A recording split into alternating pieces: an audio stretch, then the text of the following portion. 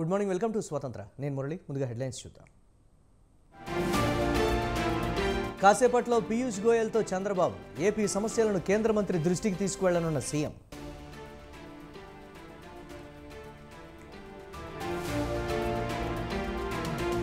నెల్లూరు జిల్లాకు వైసీపీ అధినేత వైఎస్ జగన్. జైలులో మాజీ ఎమ్మెల్యే పిన్నెల్లితో ములాఖత్.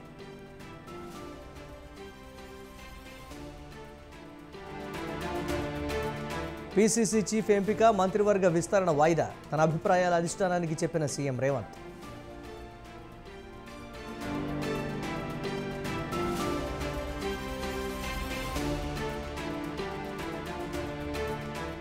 ఎమ్మెల్యే మహిపాల్ రెడ్డి బ్యాంకు లాకర్లు తెరిచిన ఈడీ. కీలక పత్రాలు స్వాధీనం చేసుకున్న అధికారులు.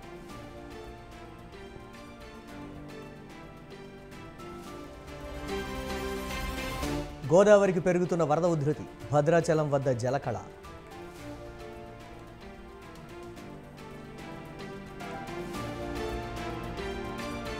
నేడు భారత క్రికెటర్లకు బీసీసీఐ సన్మానం. ఉదయం 11 గంటలకు మోదీతో సమావేశం.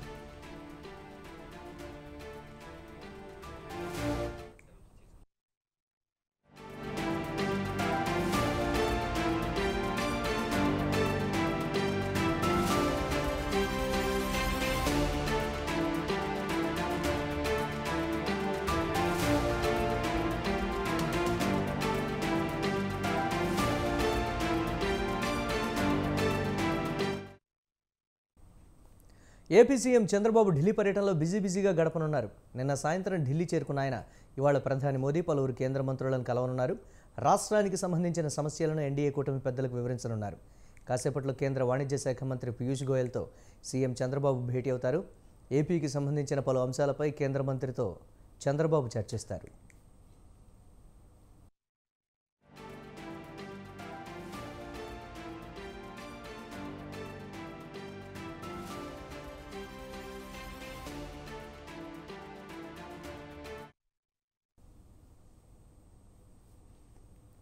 ఉదయం 10 గంటలకు ప్రధానమంత్రి మోదీని కలుస్తారు ఏపీ ముఖ్యమంత్రి చంద్రబాబు నాయుడు.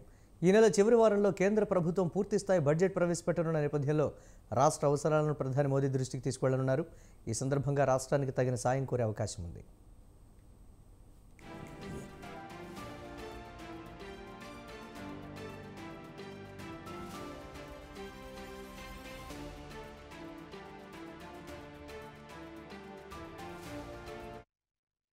ప్రస్తుతం రాష్ట్రం ఎదుర్కొంటున్న ఇబ్బందులను ప్రధానమంత్రి ఇతర కేంద్ర మంత్రుల దృష్టికి తీసుకువెళ్లి ఆర్థికంగా మౌలిక వసతుల పరంగా సాయం కోరనున్నారు సీఎం చంద్రబాబు. ముఖ్యంగా రాజధాని అమరావతి నిర్మాణం, పోలవరం ప్రాజెక్టు వేగంగా పూర్తి చేయడం, అనంతపురం అమరావతి ఎక్స్ప్రెస్ వే, రహదారుల మరమ్మతులు, పట్టణ గ్రామీణ పేదల ఇళ్లు, జల్ జీవన్ మిషన్ కింద ఇంటింటికి త్రాగునీరు తదితర అంశాలపై చంద్రబాబు కేంద్ర ప్రభుత్వానికి ప్రత్యేక విజ్ఞప్తులు చేయనున్నట్లు సమాచారం.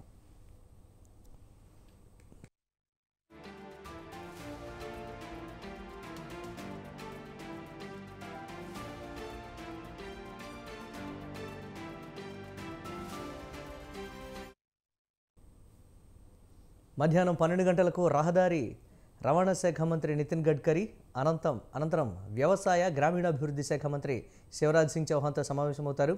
అనంతరం మధ్యాహ్నం 2 గంటల 45 నిమిషాలకు హోంమంత్రి అమిత్ షాతో సీఎం చంద్రబాబు ప్రత్యేకంగా సమావేశం కానున్నారు.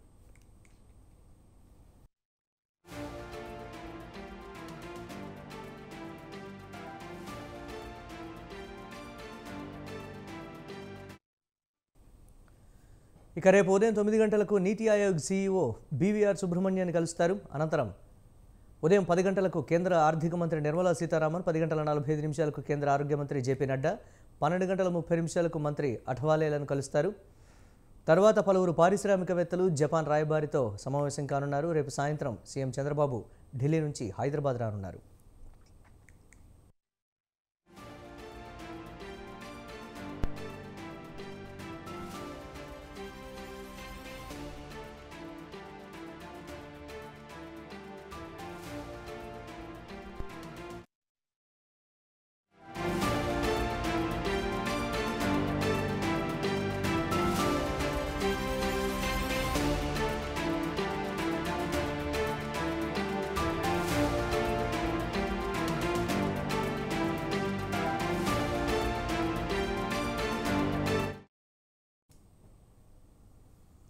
వైసీపీ అధినేత మాజీ సీఎం వైఎస్ జగన్ కాసేపట్లో నెల్లూరుకు బయలుదేరి వెళ్లనున్నారు. నెల్లూరు జైల్లో ఉన్న మాచర్ల మాజీ ఎమ్మెల్యే పిన్నెల్లి రామకృష్ణారెడ్డితో జగన్ ములాఖత్ అవుతారు. ఎన్నికల సందర్భంగా ఈవీఎంల ధ్వంసం కేసులో అరెస్ట్ అయిన పిన్నెల్లి ప్రస్తుతం నెల్లూరు జైల్లో ఉన్నారు. ఈ నేపథ్యంలో ఆయనతో వైసీపీ అధినేత జగన్ ములాఖత్ కానున్నారు.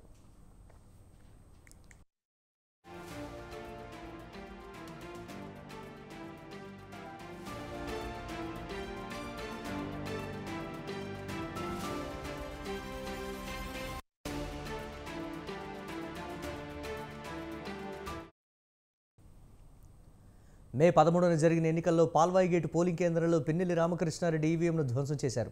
అడ్డుకునే ప్రయత్నం చేసిన టీడీపీ ఏజెంట్ నంబూరి శేషగిరిరావును బెదిరించారు. తర్వాత ఆయన అనుచరులు శేషగిరిరావుపై దాడికి పాల్పడ్డారు. అక్కడే ప్రశ్నించబోయిన మరో మహిళను పిన్నెల్లి దుర్భాషలాడారు. పదుల సంఖ్యలో అనుచరులను వెంటబెట్టుకుని పోలింగ్ కేంద్రాల వద్ద హల్చల్ చేశారు.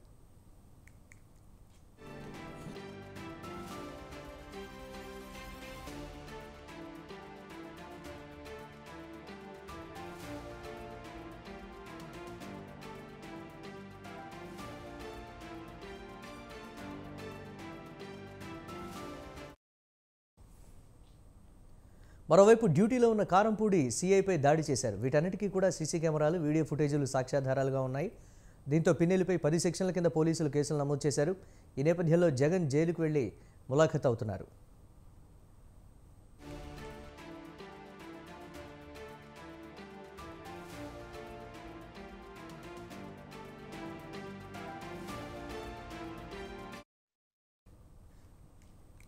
రేవంత్ కేబినెట్లో ఉమ్మడి జిల్లా నుంచి ఇప్పటికే 2 మహిళలకు చోటు దక్కింది. మరొకరికి అవకాశం ఉంటే కడియంతో పాటు రేవూరి, నాయిని, దొంతిల్లో ఒకరికి మాత్రమే ఛాన్స్ ఉంటుంది.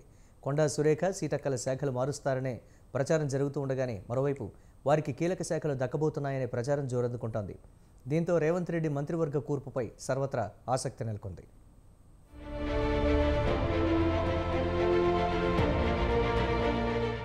త్వరలోనే రాష్ట్ర మంత్రివర్గ విస్తరణ జరగబోతోంది. ఇప్పటికే ఆమాత్యుల మార్పులు, చేర్పులు, కూర్పులపై కసరత్తు పూర్తి చేసిన సీఎం రేవంత్ రెడ్డి ఇటీవలే ఢిల్లీ వెళ్లి మంత్రివర్గ విస్తరణపై అధిష్టానంతో చర్చించి గ్రీన్ సిగ్నల్ తీసుకోవడంతో పాటు కొత్తగా మంత్రివర్గంలోకి తీసుకోబోయే నేతలు, పాత మంత్రుల శాఖల మార్పులకు సంబంధించిన అంశాలతో కూడిన జాబితాను అందజేశారు. దీంతో మంత్రివర్గంలో ఓరుగల్లుకు మరో బెట్టు దక్కబోతుందన్న ప్రచారం జోరుగా సాగుతోంది. ఈ నేపథ్యంలో మంత్రి పదవి కోసం ఎదురుచూస్తున్న ఉమ్మడి జిల్లాకు చెందిన ఎమ్మెల్యేల్లో ఆశలు చిగురిస్తున్నాయి. ఇప్పటికే ఉమ్మడి జిల్లా నుంచి 2 మహిళలు రేవంత్ టీంలో ప్రాతినిధ్యం వహిస్తుండగా మరొకరికి అవకాశం ఉంటుందనే చర్చ జరుగుతోంది.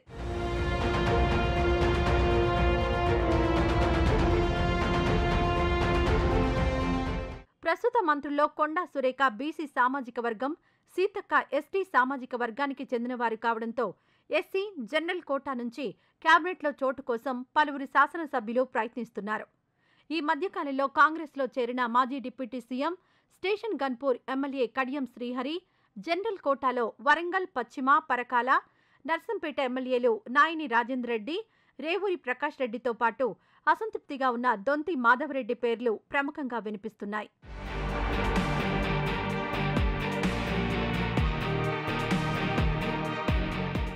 సీఎం రేవంత్ రెడ్డి తన మంత్రివర్గాన్ని విస్తరించేందుకు కసరత్తు చేస్తున్న నేపథ్యంలో ఓరుగల్లు ఎమ్మెల్యేల్లో ఆశలు చిగురిస్తున్నాయి.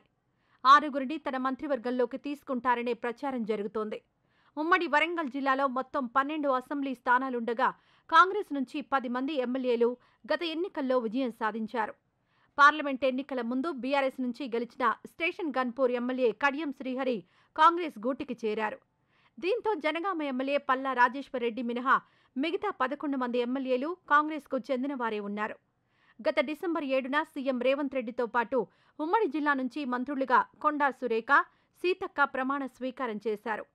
ఇక త్వరలో జరగబోయే మంత్రివర్గ విస్తరణలో ఓరుగల్లుకు మరో బెట్టు దక్కుతుందనే సమాచారం జరుగుతున్న నేపథ్యంలో సామాజిక లెక్కలు తెరపైకొస్తున్నాయి. ఎస్సీ సామాజిక వర్గంతో పాటు జనరల్ కోటా నుంచి కూడా పలువురు ఎమ్మెల్యేలు మంత్రి పదవిని ఆశిస్తున్నారు.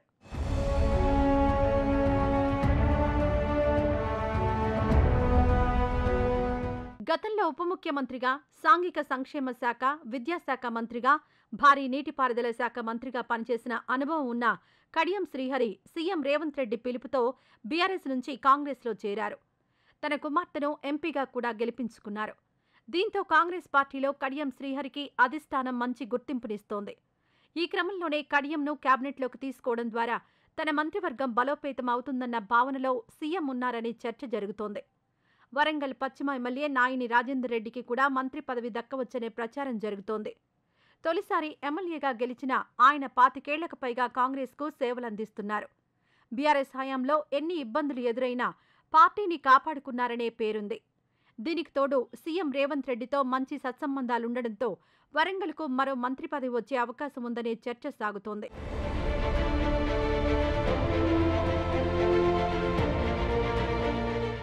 పరకాల ఎమ్మెల్యే రేవూరి ప్రకాష్ రెడ్డికి కూడా కొత్త మంత్రివర్గంలో చోటు దక్కుతుందనే ప్రచారం జరుగుతోంది. నర్సంపేట నియోజకవర్గం నుంచి 1994, 1999, 2009లో 3 పర్యాయాలు టీడీపీ నుంచి ఎమ్మెల్యేగా గెలుపొందారు.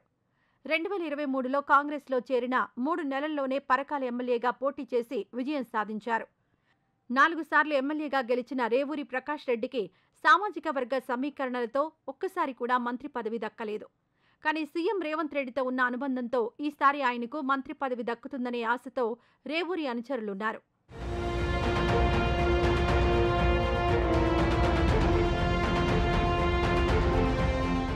ఇక ఈ ముగ్గురితో పాటు 2014, 2023లో నర్సంపేట నుంచి ఎమ్మెల్యేగా గెలిచిన దొంతి మాధవరెడ్డి పేరు కూడా వినిపిస్తోంది. అయితే సీఎం రేవంత్ రెడ్డి వరంగల్ పర్యటనకొచ్చినప్పుడు మాధవరెడ్డి దూరంగా ఉండడం చర్చనీయాంశంగా మారింది. ఆయనకు సీఎంతో సఖ్యత లేదన్న ప్రచారం కూడా దొంతి మాధవరెడ్డికి ఇబ్బంది కలిగించే అంశం. తొలిసారి గెలిచిన భూపాలపల్లి ఎమ్మెల్యే గండ్ర సత్యనారాయణ సీనియర్ నేత అయినప్పటికీ సామాజిక సమీకరణలో మంత్రి పదవి దక్కుతుందా లేదా అనేది చర్చనీయాంశంగా మారింది. మరోవైపు పాలకుర్తి ఎమ్మెల్యే యశస్విని రెడ్డి తొలిసారి గెలవడంతో పాటు రాజకీయాలకు కొత్త కావడంతో ఆమెకు అవకాశం ఉండకపోవచ్చనే వార్తలు చక్కర్లు కొడుతున్నాయి. డోర్నకల్ ఎమ్మెల్యే రామచంద్రు నాయక్కు విప్గా బాధ్యతలు అప్పగించడం, మహబూబాబాద్ ఎమ్మెల్యే మురళీ నాయక్ తొలిసారి ఎమ్మెల్యే కావడమే కాకుండా సామాజిక సమీకరణలు కలిసి రాకపోవచ్చనే చర్చ జరుగుతోంది.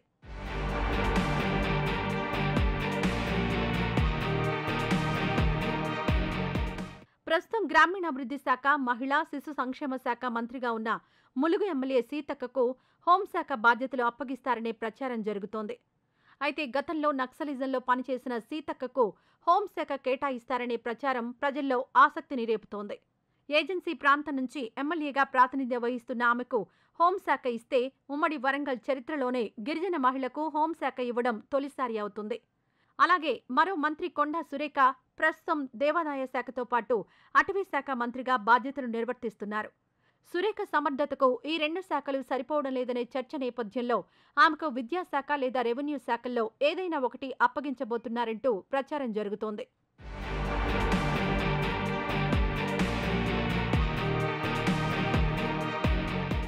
మొత్తానికి సీఎం రేవంత్ రెడ్డి తన మంత్రివర్గ విస్తరణతో పాటు మంత్రుల శాఖల మార్పుపై చేస్తున్న కసరత్తు ఉమ్మడి వరంగల్ జిల్లాలో ఉత్కంఠను రేపుతోంది.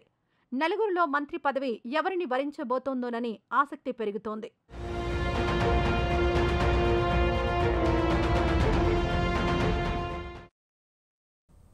జనసేన అధినేత డిప్యూటీ సీఎం పవన్ కళ్యాణ్ పిఠాపురంలో ఇల్లు కట్టుకునేందుకు సన్నాహాలు చేస్తున్నారు. కాకినాడ జిల్లా పర్యటనకు వెళ్లిన ఆయన స్థలం కొని రిజిస్ట్రేషన్ చేయించుకున్నారు.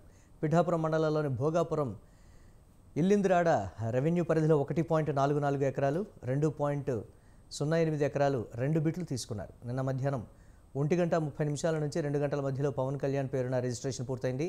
ఇందులో 2 ఎకరాల స్థలంలో క్యాంప్ ఆఫీసు, మిగిలిన స్థలంలో ఇల్లు కట్టుకుని పిఠాపురంలోనే ఉంటానని బహిరంగ సభలో ప్రజలకు చెప్పారు. ఈ ప్రాంతంలో ఎకరం మార్కెట్ విలువ 15 లక్షల నుంచి 16 లక్షల రూపాయలుంది. మరో 10 ఎకరాల తోటలు జనసేన నేతలు కొనేందుకు సిద్ధమవుతున్నట్లు సమాచారం.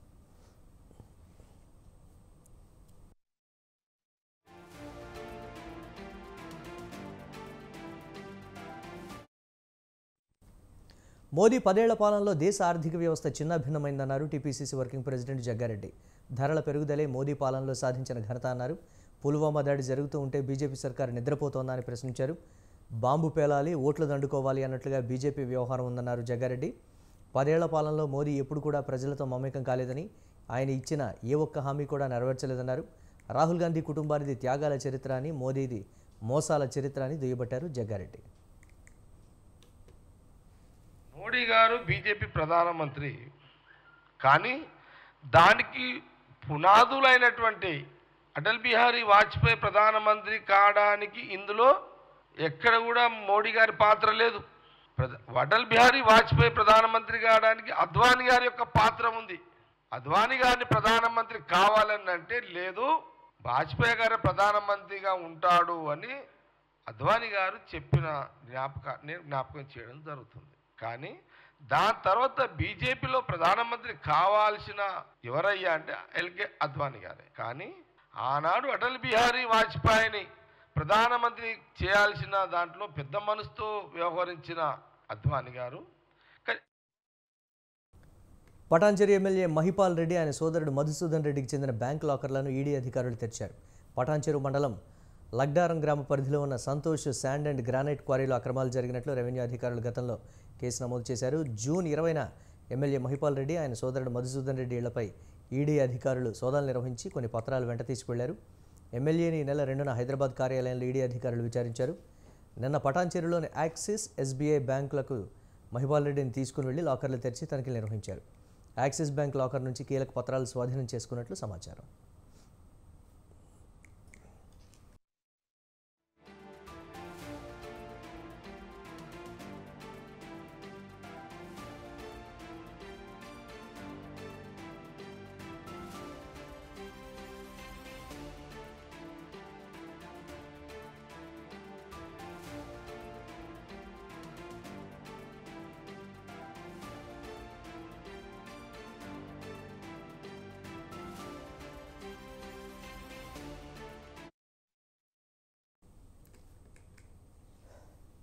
తెలంగాణ, ఏపీ ముఖ్యమంత్రుల విభజన సమస్యలపై 6వ తేదీన సమావేశం కానున్నారు.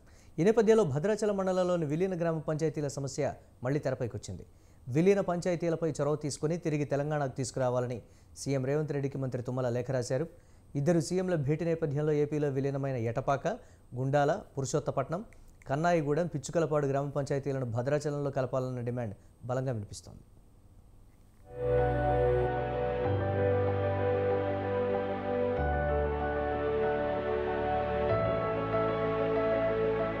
ఉమ్మడి ఆంధ్రప్రదేశ్ విభజన నేపథ్యంలో తెలంగాణలోని 7 మండలాలు ఏపీలో విలీనమయ్యాయి. భద్రాచలం పట్టణం మినహా మిగతా గ్రామాలు విలీనమయ్యాయి.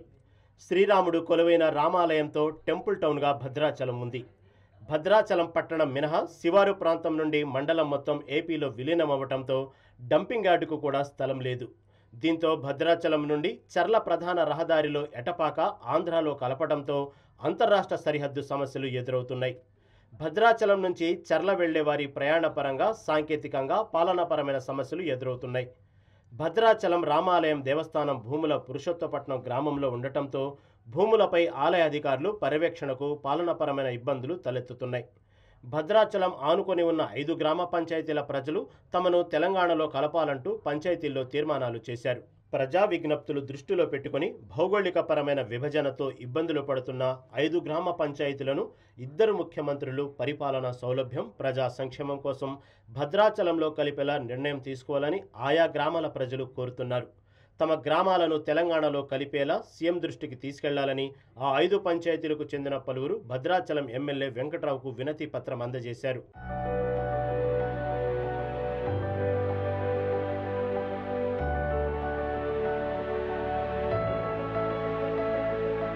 తెలంగాణ, ఏపీ విభజనకు ముందు భద్రాచలం డివిజన్లో ఎటపాక, పురుషోత్తపట్నం, గుండాల, పిచ్చుకలపాడు, కన్నాయిగూడెం పంచాయతీలు అంతర్భాగంగా ఉండేవి. రాష్ట్ర విభజన సమయంలో పోలవరం ముంపు పేరుతో స్థానికుల అభిప్రాయాలు సేకరించకుండానే ఈ గ్రామాలను ఏపీలో కలిపారు. అయితే ఈ గ్రామాలు పోలవరం ముంపు గ్రామాలు కాకపోయినా ఆంధ్రాలో విలీనం చేయడాన్ని స్థానికులు వ్యతిరేకిస్తున్నారు. గ్రామాల విలీనంతో భద్రాచలం విస్తీర్ణం తీవ్రంగా నష్టపోయిందని వాపోతున్నారు. పట్టణ విస్తీర్ణకు అవకాశం ఉన్న భూభాగం ఏపీలోకి వెళ్లడంతో భద్రాచలం అభివృద్ధి సైతం కుంటుపడిందని చెబుతున్నారు. భద్రాచలం పుణ్యక్షేత్రంతో పాటే పర్యాటక ప్రాంతంగా 3 రాష్ట్రాల గిరిజనులకు వ్యాపార కేంద్రంగా ఉండటంతో నానాటికి జనాభా సైతం పెరుగుతుంది. అనధికార లెక్కల ప్రకారం ఇప్పటికే పట్టణ జనాభా 1,00,000 దాటింది. దీంతో ఆవాస ప్రాంతాలకు సరైన స్థలం, ప్రభుత్వ అభివృద్ధి పనులకు అవసరమైన స్థలం లేకపోవడంతో ఈ పంచాయతీలను తిరిగి తెలంగాణలో కలపాలని స్థానికులు అప్పటి నుంచే డిమాండ్ చేస్తున్నారు. భద్రాచలం దేవస్థానానికి చెందిన 900 ఎకరాల భూమి పురుషోత్తపట్నంలోనే ఉంది. దీంతో రామాలయ అభివృద్ధి పనులు సైతం ముందుకు సాగడం లేదు.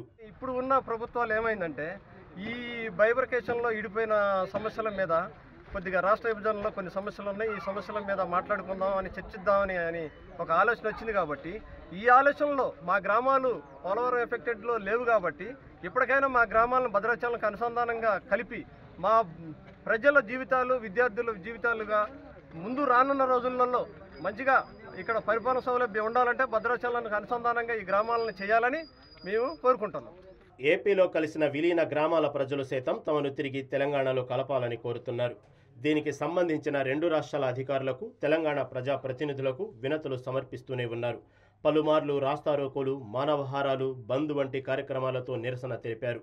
ఎన్నికల వేళ సైతం ఈ అంశం అన్ని పార్టీలకు అస్త్రంగా మారింది.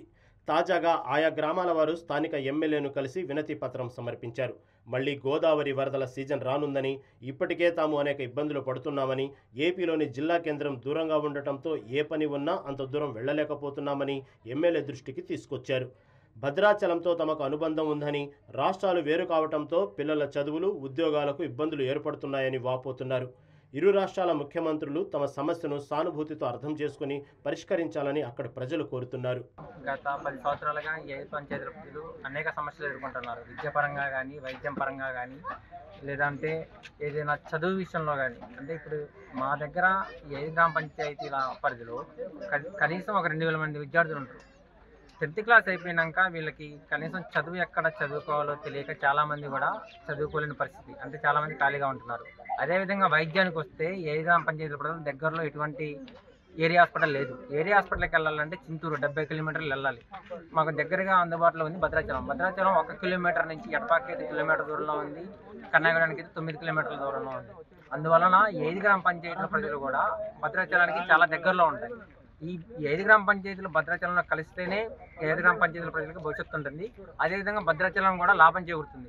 ఏపీలో తమ గ్రామ పంచాయతీల విలీనంతో అనేక ఇబ్బందులు ఎదుర్కొంటున్నామని ప్రజలు వాపోతున్నారు. ఇప్పటికైనా సమస్య పరిష్కారానికి తెలుగు రాష్ట్రాల సీఎంలు చొరవ చూపాలని 7 మండలాల ప్రజలు కోరుతున్నారు.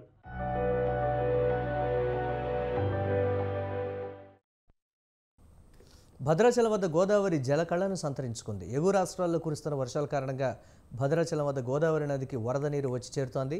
ఉన్నట్టుండి ఒక్కసారిగా వరద నీరు పెరగడంతో స్నానఘట్టాల వద్ద ఏర్పాటు చేసుకున్న చిరు వ్యాపారుల దుకాణాలు కొన్ని వరదలు కొట్టుకుపోయాయి. ఇంతకాలం ఇసుక తిన్నెలతో ఎడారిని తలపించిన గోదావరి నది వరద పెరగడంతో గోదావరి కొత్త నీటితో కళకళలాడుతూ పరవళ్లు తొక్కుతోంది.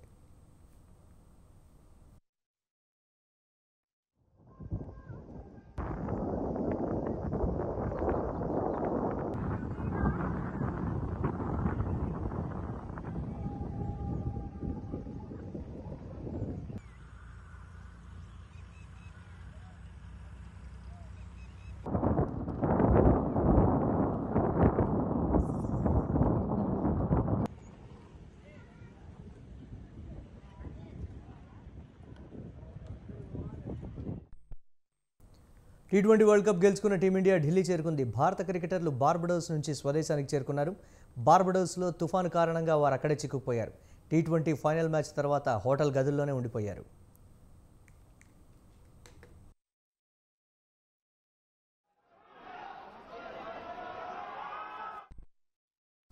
బార్బడోస్లో చిక్కుకుపోయిన టీమిండియా క్రికెటర్లను తీసుకొచ్చేందుకు ఎయిర్ ఇండియా విమానం వెళ్ళింది. దీంతో వారు భారత్కు చేరుకున్నారు. 13 ఏళ్ల తర్వాత భారత జట్టు T20 వరల్డ్ కప్ గెలిచింది. భారత్ చేరుకున్న టీమిండియాకు ఢిల్లీ ఎయిర్పోర్టులో ఘనస్వాగతం పలికారు. ఇవాళ ఉదయం 11 గంటలకు వారంతా మోదీతో సమావేశమవుతారు. ప్రధాని వారిని అభినందించనున్నారు. అనంతరం ప్రత్యేక విమానంలో ముంబైకి టీమిండియా చేరుకోనుంది. సాయంత్రం 5 గంటలకు ముంబైలో రోడ్ షో నిర్వహించనున్నారు. ముంబై వాంఖడే స్టేడియంలో భారత క్రికెటర్లను BCCI సన్మానించనుంది.